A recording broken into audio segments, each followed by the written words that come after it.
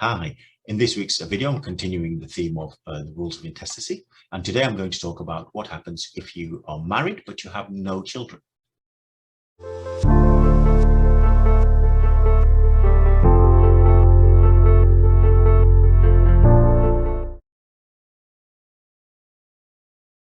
This scenario is a fairly straightforward scenario if you are married but you have no children, in that everything passes to the spouse. Fairly simple enough, and that's the sort of common scenario most people think applies.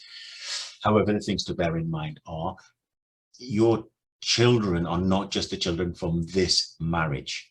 They are your children from any marriage. So you may have children, whether you get on with them or not, whether you've met them before or not, or whether you are in contact with them or not. If they are your children legally, then they fit into this set of rules called the rules of intestacy, and therefore the video I've done already talking about whether when you are married with children would apply to you, whether you like it or not, really. This video is more about if you have no children whatsoever, and then everything passes to the spouse. What are the advantages of that? Well, the advantages are it's simple enough in that everything passes to the spouse when you die.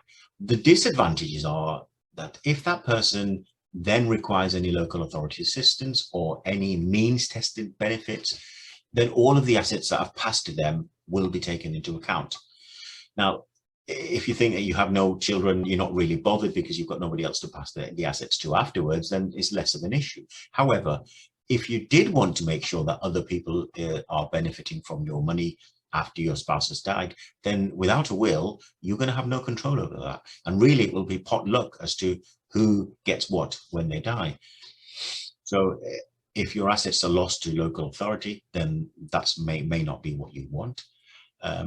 If local authority funding or means tested benefits is not an issue, then who benefits after the surviving spouse dies? And in the next series of videos, I'll talk about that scenario because it all depends on who's around in terms of your family and in your family tree as to who benefits and in which way. But it will be a question of potluck. So if you are adamant that you want your friends or your family, your cousins, your nephews and nieces to benefit after the survivor dies, then really you need to consider a will.